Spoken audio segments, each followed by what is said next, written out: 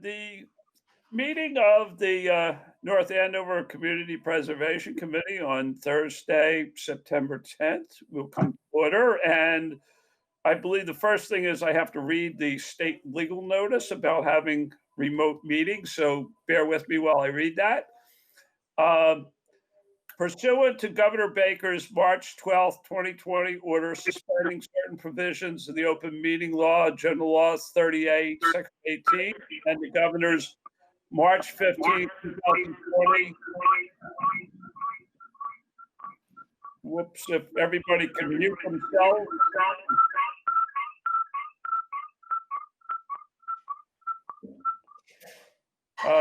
Order imposing strict limitation on the number of people that may gather in one place. This meeting of the North Andover Community Preservation Committee will be conducted via remote participation to the greatest extent possible. Specific information and the general guidelines for remote participation by members of the public and/or parties with the right and/or requirement to attend this meeting can be found on the town's website at www.northandover.mass.gov.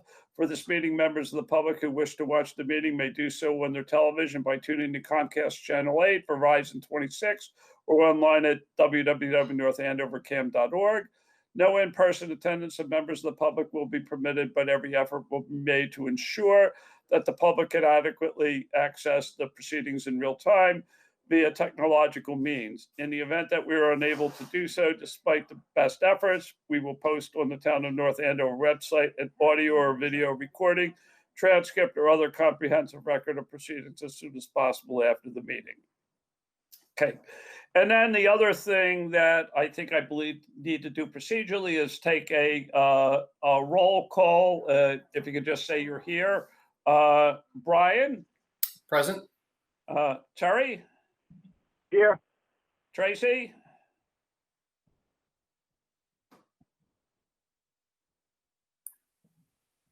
Unmute. Yeah, how do you unmute from the phone? Isn't there a code you have to put in? I think it's like .8 or something like that. Yeah, #8 or *8. Yeah, Okay.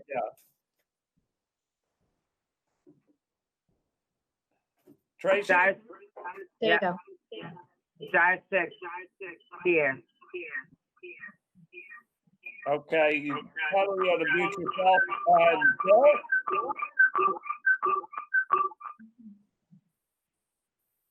Okay. Bill? Bill's here, yeah. Yeah, and John is here. So we're all here. The first order of business is Laurie has graciously offered to join us tonight to give us an update on the Affordable Housing Trust and playgrounds. So all yours. Okay, thanks for having me. It's good to see everybody again after long absence in town hall. So I'll do the playgrounds first only because it's probably quicker. Just an update, Grogan's is being installed next week. That'll take about a week to get in. If just to remind everybody, where we put a challenge course in. So the playground at Grogan's was in pretty good shape. So what we did was we had the playground person come out and look at what needed to be repaired. And we repaired the current playground and then added a challenge course that runs along the Belmont Street side of Grogan. So it's that park's looking great with all of the work that was done because of the Columbia Gas. So we're excited to have that in. And that was actually what was asked for by the kids. That's how we decided on the challenge course. We went to the youth center during summer fun, and they all were asking for some kind of challenge course. So that was good. Stevens Pond is going to need site work, and it's going to have to go in front of conservation. So Rick is working on that now with Kelly Ray and conservation. So they're going to try to get the site work done this fall, and then equipment will be in the spring. And then Applin, I think everybody saw the 3 options that we have. So one of the things with Applin when they did the assessment is it was lacking anything for 2 to 5 year olds. So when I was researching the different companies for the playgrounds, I came across Miracle, which they have done a couple in Andover and their toddler playgrounds. And I thought it would be a nice, unique way to get that age grouping, and plus have a little bit of uniqueness to the playground. So I like the fact, everybody, we don't want to have, those big, huge climbing balls at every playground. It seems like that's what everybody like does now. So I thought it would be a little unique to do something like this. So I just wanted you guys to see the options, and if you have any feedback on whether you think that's a good idea, a bad idea, if you'd rather go with the traditional ones, which is more of what the other two options were. I did hear only from two neighbors, and it really wasn't about the playgrounds themselves. It was more about having trash barrels out there, trees, and possibly a fence. But those are all things that the DPW would be addressing, and they've already talked about that. So did get input from one of the neighbors who looked at some of the plans, and she thinks they're great. She said if we decide to go the toddler route, she would just suggest having some kind of fencing. And given that that playground is less expensive than the other two, there would be enough funds for that fencing if we went that route. So, do you have any questions on the playgrounds or any comments on I don't know if you guys have looked at the design. I love the toddler design. I think it's adorable. Yeah, and I like the fact for the fencing. We don't have any toddler playgrounds. Right. That particular neighborhood has a large number of young families too, so it may fit really appropriately. Yeah, and I mean, I thought it was neat to have just something different, where, like I said, Grogan's has a challenge course, Kittredge has a big, huge ball thing. This would be toddler. I just thought it would be something different. Hey, Lori, I had a question on Applin. So we're talking about, I think the toddler idea is fantastic. How does that jive with the basketball court next door or right adjacent to it? I mean, I sat through a number of baseball games this year and was, I don't know, a little surprised at some of the stuff I was hearing from the basketball court with some of the older kids who were there. Language-wise, you mean? Very much so. To the point where I was I was concerned with the kids on the baseball field, who are a little bit older. So I don't know what we can do to better monitor that. I mean, it was a little tough at times. So I don't know whose purview that is, or if at this point there's even anything that can be done about it. But I was a little taken aback a couple of times. So. Well, I guess the good thing about having a toddler playground is there will be parents around. That's exactly what I was thinking, in particular where it comes to Appleton, that what Brian's saying, that's kind of been a concern of the neighborhood for a long time. And putting in the toddler playground will bring a lot more, shall we say, grown-ups to the area because they're monitoring their smaller children. I like the way it plays. I think it hits on what Brian was concerned about. Because there'll be more grown-up or adult supervision, shall we say? Yeah, I will say this: no one there was fazed by my presence. Okay. But it just, again, I don't know if it's something for us to necessarily solve. I mean, Bill, you're at a couple of those games. Yeah, and it's a little bit more like evening. I think like 6:37 crowd is probably not there, at 10:30. Yeah. If the neighbors aren't making a ton of hay about it, maybe it's just my eye-opening, but it's something I think for us to at least be aware of. Preteens can be rough, Brian. I'm discovering that. Lori, this is Terry. First of all, I want to say every playground you've done is amazing, and I think they all fit the neighborhoods really well, and I think that's a great idea. And on that, I just want to make sure we're doing some type of signage so that we get some credit for what we're doing out there in these neighborhoods. I just like to make sure we we're getting some type of signage up so that people know that it didn't just appear by magic. Yeah, yep. I think maybe last year you discussed like what you wanted, or you were going to talk to DPW about, I'm assuming just the matching signs with the rest of the like buildings, the red with the letter, you know, the red signs with the lettering, not too big. I guess I can get some samples and have you guys look at them and see how you want to do that. Is there anything at McAvoy besides the McAvoy field sign? Does it say, you know, I think our push for making sure that CPC was recognized kind of came after McAvoy, Terry, right? So we That's may right. even, yeah, we may even want to circle back to some of our, you know, most recent projects, 2-3 years, and add signage. Okay. Let me see if I can get some templates on, you know, if you guys can let me know how big you want it. I'm assuming you don't want it as big as like the McAvoy Park sign, just Oh, something, Lord, no. yeah, No. something small. Okay. No. But I know Something on we've, your through way the in, years, something on the way in the gate that you can easily read, you know. Okay. yeah. I mean, so many folks don't even know, you know, they get their tax bill, they don't know CPC, what's that surcharge? And this way, that's always Right. been our thing. It's not so much that any of us on the committee want acknowledgement of being on it and doing these things. It's so that folks going forward understand where those additional tax dollars go. Because community preservation is something, God forbid, voters could take away, and we never want to see that. We want them to know that the dollars are going, you know, to better the community and their neighborhoods. Okay. Let me see, I'll see what I can do about getting templates for you guys, and then we can order them all at once for Carl Thomas, Grogan's. Did we put one up at Drummond? I'm not sure if there was one put up at Drummond. I know it was talked about. As somebody goes to Drummond a lot these days, there's Grandpa. yeah, There isn't one? no. Okay.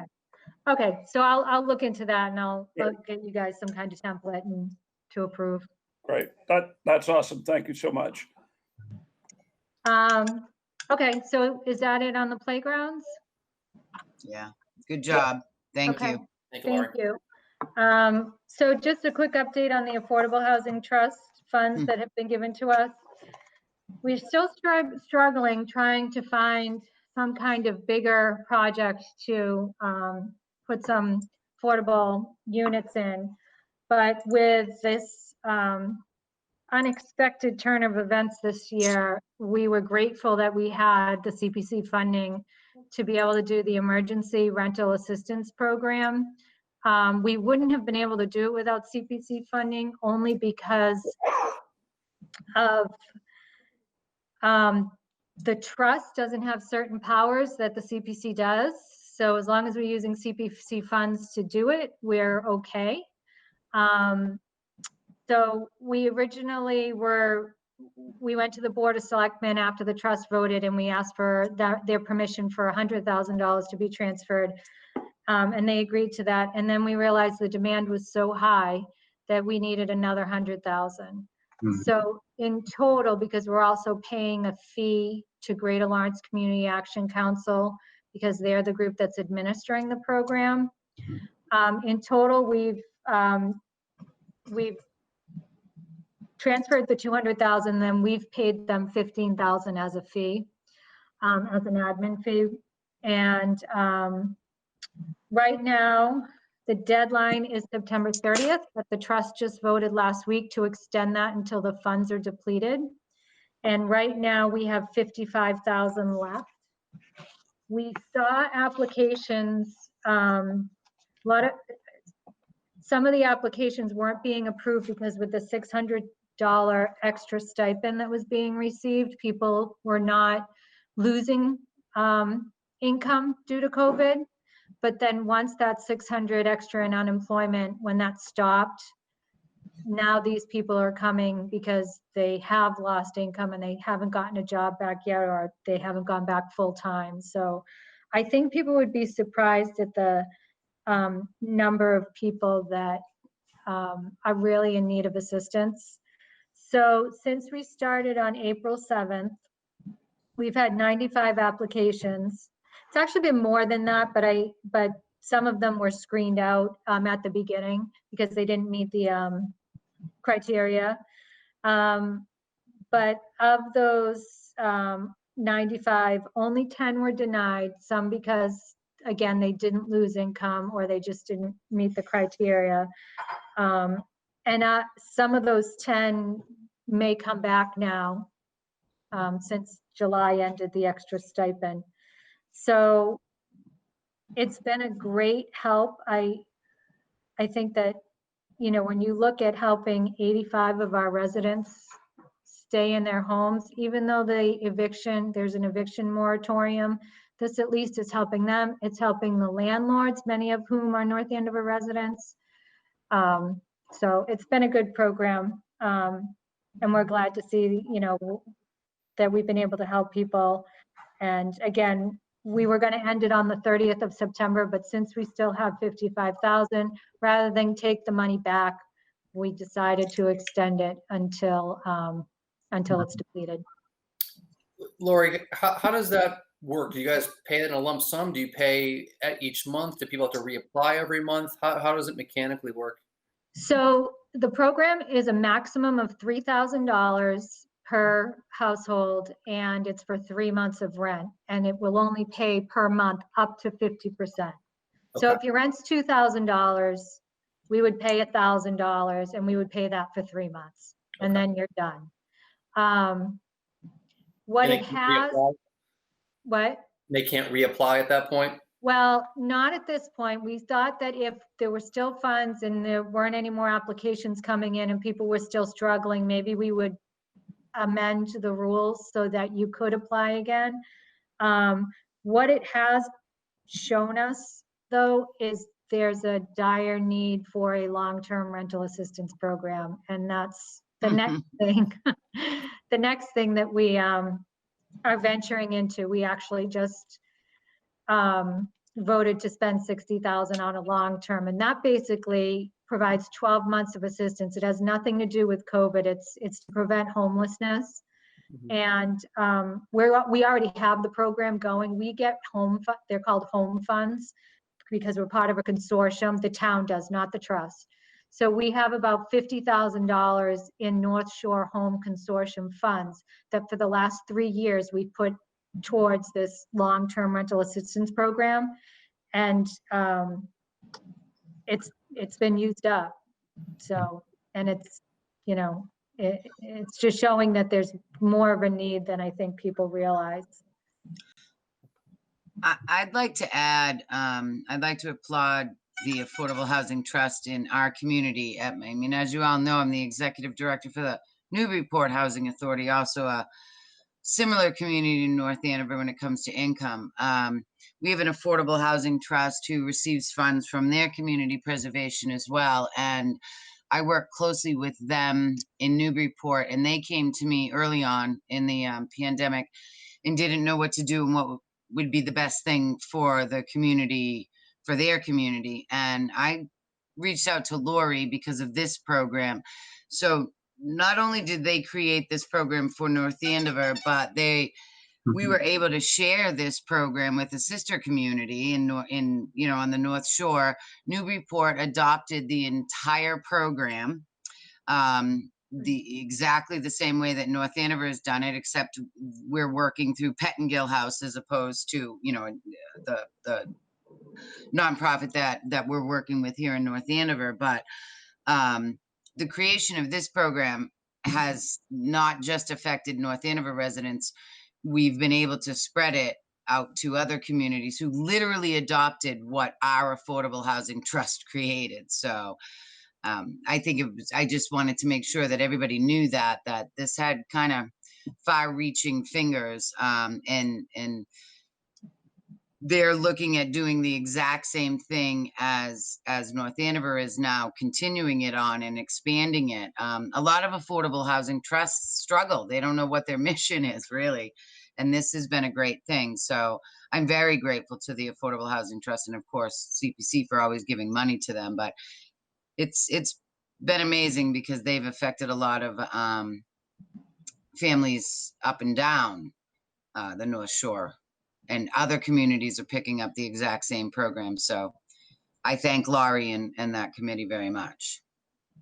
I appreciate that. Yeah, the committee was great. We were, I can't say enough about the members on the committee. We were able to pull this together, call a meeting quickly as soon as we knew that it was something that we could do. And we're, so thankful that CPC has been able to give us the funds. And I guess this is a good example of why it's nice to have both in town, because we can be an avenue for the CPC to do things that they're not allowed to do them because it's outside a town meeting.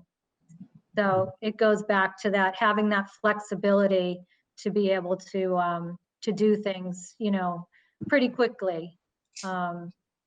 So we're thankful to you guys and helping us support it. Larry, has there been enough time to kind of get any sense of, at one level, the impact is clearly positive, but I mean, for example, if somebody gets money for 3 months, after 3 months, are they going to end up in the ditch? Or do we have any idea of whether this gets people over the hump or not? I'm just thinking, because there's nowhere close to enough money to meet all the needs of all the people that may need it in this crisis, but it would be, get some sense of where and how we've helped people. Yeah, so we did see for the people who applied early when we first came out. So remember, I think most people probably stopped working sometime at the end of March. We had this program up and running by, April 7th, I think was the date that we had signed the agreement with Greater Lawrence Community Action Council. So that initial influx, we had the majority of applications come in then. Those people now, thankfully, a lot of them are back at work. So that 3 months of rent really did help them get over that hump of getting back into, back their employees bringing them back. Now there's people obviously that, unfortunately, a lot of restaurant workers, bartenders, there's a whole group of workers that aren't back to work. And that's why we're seeing that there's a need for the longer term program. And the way the longer term program works is they pay a percentage of your rent for 12 months to give you a chance to get back on your feet and, be able to support yourself. I think it's important to understand that this program really targets our moderate to middle low income folks. The low income folks who are already in housing or receiving subsidies, their rents were immediately adjusted down. Mm-hmm. And they received an additional subsidy. What this program does is for folks who receive no subsidies, who are, our working class folk out there taking care of themselves with no subsidy, no housing help. So when they lose their job, it's actually far more traumatic than someone who is in housing and receiving subsidies, because under government and state programs, their rents immediately get adjusted down. But for someone who doesn't receive any subsidy, their rent doesn't get adjusted down. They just don't have a job anymore. So this supplements that moderate income family, I don't want to say maybe the check to check, but the folks who aren't receiving any subsidy. So it really is the safety net for, the working folk who don't receive any subsidy. So in my opinion, it's probably one of the most effective programs that we have out there, because the lower income people who are in subsidized housing, they have a safety net. Those folks without subsidized housing have no safety net. Mm-hmm. And their landlords, it's a twofold, because their landlords, if their landlord's not getting the rent, the landlord can fall into trouble too, because they can't pay the mortgage. So it kind of has far-reaching effects. not only for the renter, but for the owner of that rental income as well.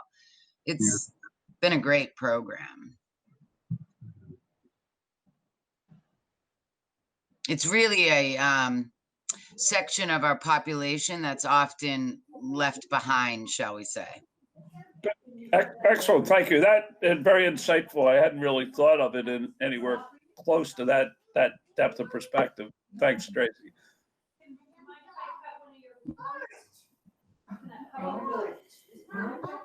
Laurie, anything else happening with the trust? No, once things sort of get back to normal, I guess, whenever that may be, I do want to meet with the Housing Authority again with Maggie to talk about a large project over by the complex on Walker Road, by the high school, where that we had the feasibility study done. Right. That kind of just fell off the radar because they were working on getting so many different projects done at their different places that it wasn't one more thing that could be taken on. So I would like to try to explore that more, even if it's 4 or 5 years down the road. I would like to, if it's possible, get plans in place, because, you know, one of the other things that came out with this too is, unfortunately, unfortunately for some people, our emergency rental assistance program, the main factor in it was that you had to have lost income due to COVID. It wasn't for somebody who was already struggling, or you had to prove that you were working and now you're not and you lost income. It brought out several seniors that cannot make their rent, and the seniors, they're not working. They've downsized, or they're still in their homes that they've been living in for 40 years and they can't afford them anymore. And we've been struggling to try to find some way to help our seniors get into some affordable housing. So it's really something we've been concentrating on, and it's a little disappointing that we can't find a way to help these people who've lived in town for 50, 60 years and, you know, helped build all these schools that we have, but yet we can't help them with housing. So it's a little discouraging, but I'm trying to stay positive and hope that, you know, maybe something can come about. If we could even get, you know, 6 or 8 units over there, it would help tremendously. So John, I'm just going to chime in again. I'm so sorry, but it's affordable housing. So, you know, can't help myself. For those of you that may not know, the governor appointed me to the North Andover Housing Authority Board of Commissioners. I think I was appointed in April. So I've been working with Maggie very closely. In Newburyport, we've just created a new nonprofit, which is the Newburyport Affordable Housing Corporation, which we've brought under the Newburyport Housing Authority. Maggie is very progressive in wanting to grow the North Andover Housing Authority, and looking to, I hope to be working with her, as well as Lori and the Affordable Housing Trust, and of course us here at the CPC over the next few years, but in particular at the Housing Authority, to create a nonprofit under the umbrella. And when you created an additional nonprofit under the umbrella of a housing authority, it gives us, it will give them rather a much broader arena in which to develop and to be able to bring in additional funds and work with the feds in a different way, work with the state in a different way. So I think that the Affordable Housing Trust and Lori and those folks' vision is actually attainable, very much so attainable. It all takes effort. It's government. It's slow, but we've been able to do it at a number of other housing authorities, and I definitely think that North Andover now has really a leader that's looking more for that. And definitely a bunch of commissioners who want to expand and do right by our elders here in town. So I think the focus is going in the right direction. And I think over the next few years, us here at the CPC are going to be able to work really, really well with the housing authority. So I just wanted to add that. Again, sorry, John, you know, it's affordable housing, so I'm excited. Yeah, I'm glad you brought it up, Tracy, because I mean, I think there's a linkage between them. May I ask you the infamous, I shouldn't say it's infamous, that's not a fair comment, but the study that we did of all the needs of the housing authority, is that sort of? So I've had some pretty deep conversations since I became a commissioner there with Maggie, and it is completed. She has a full spectrum of it. It's all together. She and we actually had a lot of spring plans. Well, we had winter plans, but then I fell down the stairs and they became spring plans. And I think it will be important over the next couple of months to have Maggie join us. She has very much studied that study. She is 110% behind it, wants to move forward, but is also open-minded enough to know that that may shift and change as community needs shift and change. But her number one priority is making sure that the current housing stock that we have is maintained and updated, so that that's our first priority, as it was for CPC. You know, let's make sure what we have is in good order for the next 30 years before we go off on crazy developments. I think if she moves in the direction that I think we may, with an additional nonprofit under the umbrella, we can start moving in dual directions. So I think it's, again, I mean, I'm so thrilled that I've been appointed to the Board of Commissioners there and can work with her. And she's a peer, she's great. And I think we're going to see a lot of movement over the next 12 months, but I do think we should bring her in and discuss that whole capital needs project that had been initially put together. And there may be things that she deemed or feels that could be put off, but I personally think that we still should maintain the current stock that we have and make sure that our housing stock is 110% before we move on to something else. I think, really COVID kind of threw us all off. We'd have had her in a long time ago and been working with her a little bit more closely. She is more than willing to join us and discuss anything with us at any time. She also understands and is very grateful that a large amount of the money for the North Andover Housing Authority capital needs comes from us. She already very much sees us as partners. So there was really, John, I mean, I guess as I belabour your question, it was a change of leadership at the Housing Authority.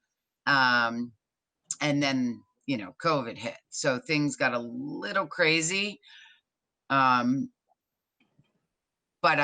she's fully aware of what I think the community as a whole wants from the Housing Authority. Yep. Great. No, thank you. That's useful context, and it sounds great. And we should definitely have her in, probably over the next couple months. Yeah. And prep for 2021. Yep. Great. Good. Okay. You all set with me? I think so. Anybody else have any other questions or? I just had a quick question, Laurie, on the trust balance. Where do you guys stand at right now with the 200,000 you put out?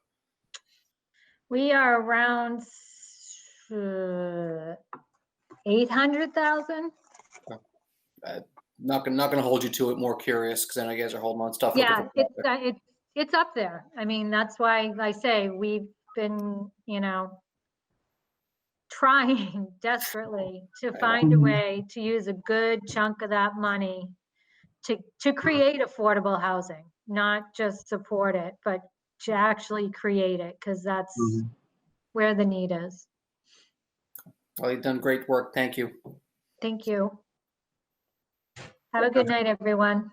Good. Thanks. Thanks, Lori. Appreciate you coming in. Yep, Thank you. great. Good. The next item that we have is one of the Ridgewood projects, 1374, I think is ready to be closed out. I don't know, Jillian, if you had anything that you could add. I don't have the spreadsheet in front of me about if there's anything left in it, but I think we validated that the work was done and nothing more needs to be done on it. Yeah, no, that's what Laurie had given me. And I think there are some spreadsheets in there for financials, but I'm not sure if, I think they're the latest ones. Yeah. Yeah, the spreadsheet I have, John, shows a balance, I think, of 13,000 on that particular project. Okay, yeah, I just don't have it in front of me right now, so I didn't have time to pull it up before, but is everybody okay with closing it out? If somebody would want to make a motion to that effect? I'll make a motion to close out project, I think it's 1374. That's right. Second. And Brian, you're gonna second? Did I hear a second, second? Yep. Okay, good. Yeah, I think we have to do roll call on these things, at least. Yeah. So I'll, Bill, how do you vote? In fact, aye. Tracy? Aye. Brian? Aye. Terry? Aye. And John votes aye as well, so the vote is 5-0, so thank you. Unanimous. Related to financials, the one thing I did want to mention, and I don't know, does everybody get copied on the letter that Stuart Saginaw from the Preservation Coalition gets sent? I assume everybody gets, but I'm not sure. If we don't, we ought to make sure everybody gets them. I'm getting everything from him. Okay, yeah, I mean, you saw the one that I bring it up about what the match is going to be. Mm-hmm. And I mean, no surprise, it's not going to be super high this year. I mean, I think when the smoke clears, it'll probably be between 20 and 25%, but that's, obviously better than nothing. And, but I kind of have a feeling that over the next couple of years, until the state kind of deals with the whole COVID situation, gets its budget on track, there's not going to be any supplemental money. Right. What's the average been in previous years? It's been the last couple of years. I think it's been higher. I don't remember off the top of my head because they've gotten, the number has been, base number has been low, but they've gotten appropriations from the state of anywhere from 10 to like 25 million. The other thing is, I believe that the registry fee is going up. So, and also, frankly, there might be a little bit more money in the pot. I mean, because the financing mechanism is these state fees, and I believe they're assessed on refinancing. And given all the huge amount of refinancing that goes on, there may be a little bit more money in the pot. But I think what's happening is so many communities in the state are in the program, and there's even potentially a few more, that the money gets spread a lot of different ways. And unless money comes from the state on top of that, it's going to be low. But yeah, I just went and looked it up, just went back in. So it says like a base match of 17.7, but the CPC, the coalition, thinks that the base match could fall into more like 25 to 30%. Yeah. So a little bit better than. Yeah, I mean, and that gives us, 30% at, we're running close to 2 million a year coming in. 30%, that's 600,000. So that's obviously nothing to sneeze at, So, obviously, I think on the, the financials at the top level, I have heard nothing anywhere that the town's collections of money for CPA and other things are down. nobody has said that at town meeting. The town manager and I think the finance committee reemphasized that there was no big dip that they were expecting, at least over the next 6 months. So at this point, I think the revenue stream is probably pretty stable. Obviously, the large amount of money in the fund at this point is driven because of all the money we've reserved for the middle school field that we haven't spent. So I suspect the dollars in the fund, until that gets resolved, the dollars in the fund will continue to grow and be pretty high. So just a quick question here, and forgive my ignorance on it. When we close out a project that we just closed out with Ridgewood at a $13,000 balance, that money goes back to the fund, correct? Yeah. Does it still have to stay earmarked for historic preservation where we had earmarked it at the original funding? No, we don't. I mean, I don't think so. We don't traditionally do that. We just put it back in and then reallocate it out, because the thing that we make sure of is that we already stay at 10% for each of them. Right. Yeah. Right. Okay. Yeah. So not like they would all of a sudden dip below 10%. And I just want to make sure that's the mechanism of that. Yeah. Okay. So, any other comments or thoughts on the numbers? I mean, Jillian, thank you for sending them out each month. I still am sort of now, thank goodness that you can sign PDFs now. Yeah, it makes a big difference because you don't have to print the thing out and scan it and sign it and stuff. You can just sign it right away. But I mean, I do sign a few right now of the requests come in, but they're not an enormous number. But again, as I said, the bulk of the money is because of the one project. So. Mm-hmm. What do we do with some of these projects that have no activity in a handful of years and still have a decent sized balance? How do we try and move those along, John? Well, we do it, what we could right? do is the next meeting walk through them. Okay. I mean, that'd be the easiest thing. And in a couple cases, there may be a compelling reason why. Sure. In other cases, there may not be. Right. I think it varies a little bit. Okay. Yeah.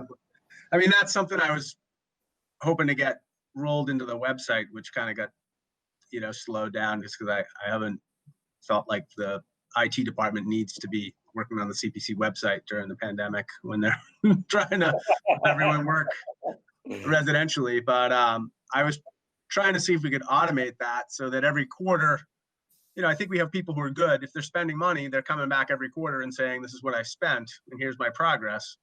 But the issue is if they're just waiting, like, the classic one is the gravestone restoration people who, swing through every 5 years and do some work. I'm sure they would fill out a form every quarter and just say, no activity, we expect to spend the money, but we'll be back in a few years. It'd be nice to get that sort of automated so we could have real-time updates, because that's the toughest part is figuring out who to talk to, and get a step. Right. I mean, if you could send everybody, email them the template and or at input access to where go to this part on the site and just input the data and do it. It would, it would take somebody 5 minutes. Is that something we could do? I think that's a good idea. Yeah. Agree. So I'll talk, maybe I'll talk to Chris and just see if it's that easy. Because it is I know it's something like a Google form, which would be really easy, which, I'm sure he does 5 of those every day. Like they do a Google form for your kids' health form or, as long as we had an email attached to every project, I'm sure we could say. John's grandkids, though. Yeah. I was just saying, well, I mean, he was showing them off too, so they're cute. Did we just lose John from the meeting? Uh-oh. Was it because I mentioned him? I don't mean, did we lose him? Sorry. Sorry, Bill. You're on a roll. Sorry. We may have to hold a second until John comes back.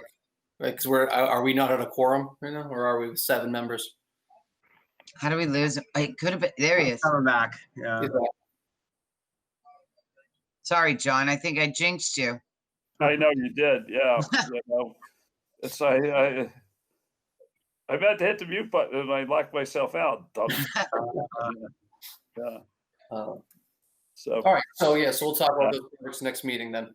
Yeah, no, that's I think that's actually I really like the idea of a simple way to do that. So that'd be great. Does anybody have anything on just sort of any updates on any projects, things they wanted to mention or questions they had on things? Well, I could say parking lots, but you know. Well, I believe the parking lot is done. Yeah, I think only Usla's left, and that might be it, right? I think just on the one out at Rolling Ridge, it is done. The trail still hasn't been put in, but it's in process. But the big problem out there is signage. So Yes. we need to first of all get people to know there's a parking lot there, and then Yes. get them in the row of the sale. And I don't know how we go about doing that signage at this point. Yeah, Well, maybe. I was going to say I talked to Jean the other day about it, and I think let's have her take the lead. She can work with Laurie to make sure it's consistent, but Yeah, Jean, if you give it to her, she'll do it. agree. Right. Yeah. Because I right think now we you just- go down Great Pond Road and you do not know there's a parking lot there unless No. you need a sign out on the road. Right.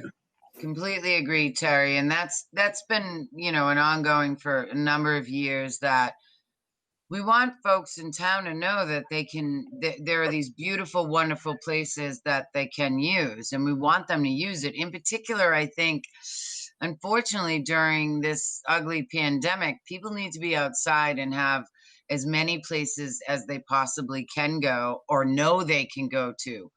A change of venue is, good for mental health too. So I think we push it even more. It's seemed to be a struggle. I'm not sure why or not, whatever. But Usler's parking lot is the only one other that I really would like to see move forward. And I agree with Terry. And Terry's kind of been beating the drum on the signage for a long time. But if Lori's really looking at signage, then I think, Terry, I agree with you. Now's the time, John, rather.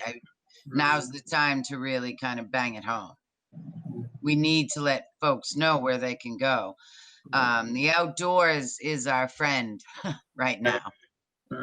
On the Rolling Ridge one specifically, and Terry, I go out there and look at it again tomorrow. Do we have the ability to kind of put more gravel on the actual access road to the parking lot? I mean, because right now you go by, it looks like a maintenance drive for the golf course. I can imagine people getting confused trying to turn in there. I don't know if that's within our purview or if that was even discussed. Yeah, that's our right of way. So we can, anything to make the trail or road better, we can do that. Okay. All right. Something we should probably look at. So. Yep. Good call. John, you asked about other projects. The only other thing I've heard is that CRT is looking to dispose of some of their assets around the old center. Kind of tired of carrying some of them. So I don't know where any of that stands. Obviously, probably have them in for a discussion and get a sense of what they're looking to do. But I've heard they're looking to sell some land. So. Well, yeah, I mean, basically, CRT got absorbed by the Historical Society because, they sued each other.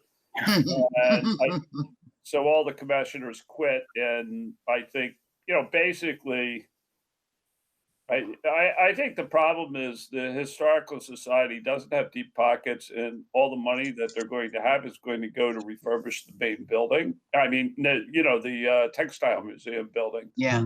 And I mean, they've actually made a lot more progress on that than I really thought they would be able to at this point. I agree, John. I agree a lot with that. I think it's going to be beautiful, but I'm surprised it's this far along. The tricky thing with these sorts of things is that if the Historical Society starts to sell off properties, the big thing that they obviously want to ensure is whoever becomes the new owner is a good steward, because we do want to preserve the properties. And I don't know if how they're going to do it, what types of historical restrictions they're going to put on them, if any. Mm.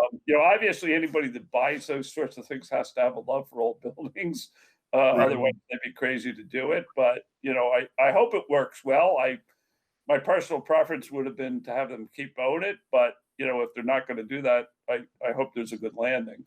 Yeah. Yeah. A lot of them are Yeah. just raw land too, a number of the parcels. So Yeah, I would be surprised if they're selling any land. I'll check on that, but that's totally inconsistent with anything I've heard. But I totally could be wrong. yeah, Mhm. my news could be a little bit old too. So, Yeah.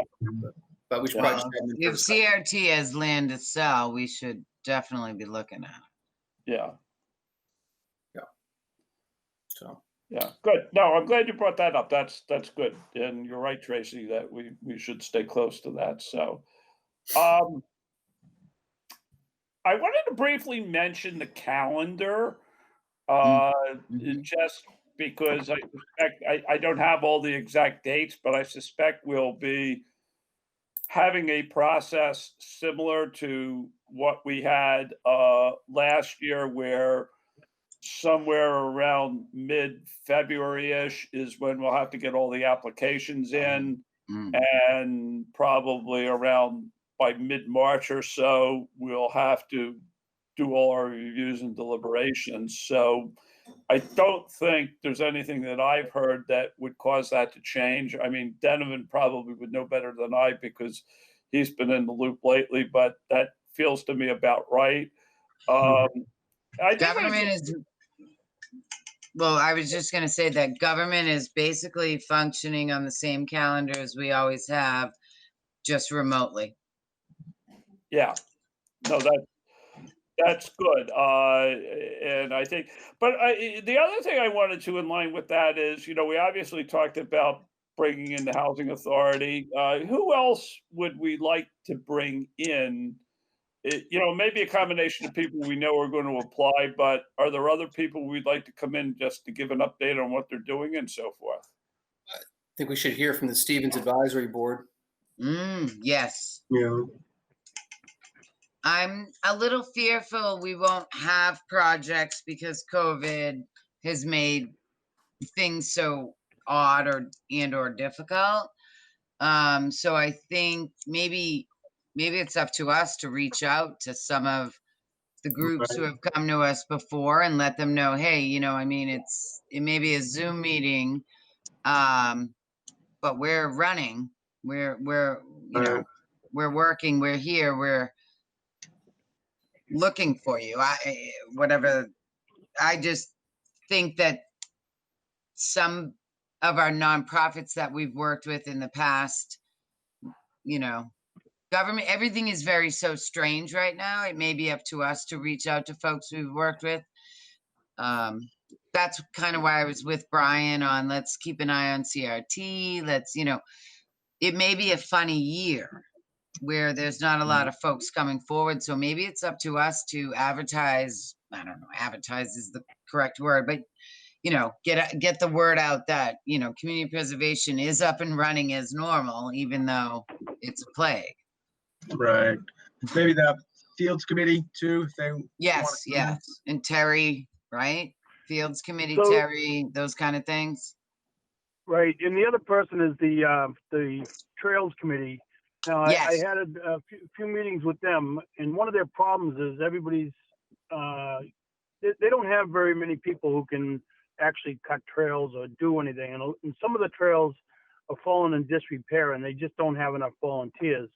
Now, one of the questions I had, and I'm not sure if we were allowed to do it or not, if we're allowed to put a certain amount of money under the direction of the DPW to have somebody come in and do some repairs on these fields. One in particular is the Mills to Hills. The section that's going over the trustees' land is underwater, so nobody's using it because you can't get through. If any type of rain, and you can't get through for a week or two, and after tonight you won't get through for a while. But so I don't know if we can do that, and they're asking me that. So I don't know how we can Yeah, do I that, don't or if think that's we possible. can, because it's an operating expense. But John, did the Trails Committee come before us? They can, you can make more of a, an argument that either the Trails Committee or, It's recreation, right?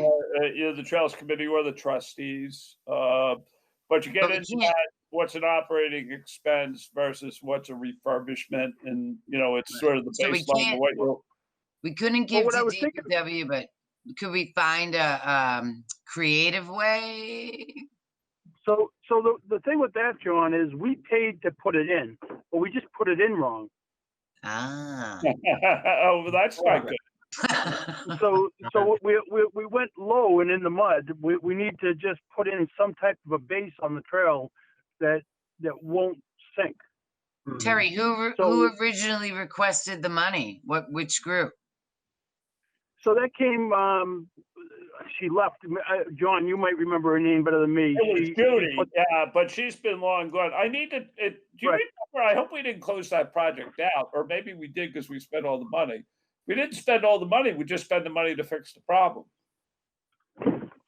Right. I think Gene's been running with that. Yeah, let me talk to Gene, about that. John, was that the multi-use trails project, 2015? Yeah. That's right. There you go. Yeah. We're showing a balance of 54 grand on it right now. It's not closed. That would be great. So that's what I would do, because, I mean, we had my understand, I didn't go, but they had the opening and, the Yeah, I all that did. stuff, so it was a success, I think, from that perspective. I work with Judy Timon, and she's a Newburyport resident and chair of the Affordable Housing Trust in Newburyport. And it's Judy Timon was our planner at the time. I can always reach out to her and ask her if she recalls. Yeah, no, I think Gene knows. I mean, I think Gene would be able to do it. Say hello to Judy for me, by the way. Oh, I absolutely will. I absolutely will. She always says hello to everyone from North Andover. So yeah, so that's great. Yeah. So we got, just in terms of people, Stevens Advisory Board, the Field Committee. We talked about Mills, the Trails, and the Housing Authority. If there's anybody else, let me know. We can bring anybody in, and we can go from there. So. And then obviously, we need, who would give us an update on the Big Fields project? That's a good question. I mean, obviously, at one level, it's the litigation. I mean, Right. I could talk to town council. I mean, we could probably have her come in and give us an update in executive session. Right. I mean, is everybody interested in that? Yeah, I'm Yeah. interested. Yeah. Yeah, I think we should keep a close eye on it. Yeah. I mean, I haven't heard anything lately, to tell you the truth, so I don't know. Well, the courts will close down, so everything's been pushed back. Yeah. Mhm. No, so good. Okay. So good. The only thing I wanted to mention is, we've obviously had a lot of transition on this board. Donovan left. Right now, I don't believe the other two members have been appointed. I'm serving on an interim basis, to be the chair. A bit of good news is Brian has offered to help out and take over. I didn't want to vote tonight because I didn't want to surprise everybody. I wasn't sure that everybody was here, going to be here tonight, but plan next time on, we'll elect officers if everybody's okay, and and Yeah. thank you to Brian for offering to do this. I think that's great. I think we'll do wonderful under Brian's stewardship. Yeah. And then what's is conservation kind of actively have the baton in terms of getting a replacement for Deb? Good question. Yeah, I don't know if this is a question of who draws the short straw. Yeah. Right. Same with planning. Well, actually, Same with it's the a group planning of board. people. I don't understand why they would not want to all volunteer, but So should we, what has normally happened, John, when we've had sort of, luckily we've had pretty stable people from the other groups. yeah, I mean, Deb is, if Bill, you probably don't remember, but I'm trying to think. Other than Terry, were you on when Jack Maven was on? Yes, for 1 year, yep.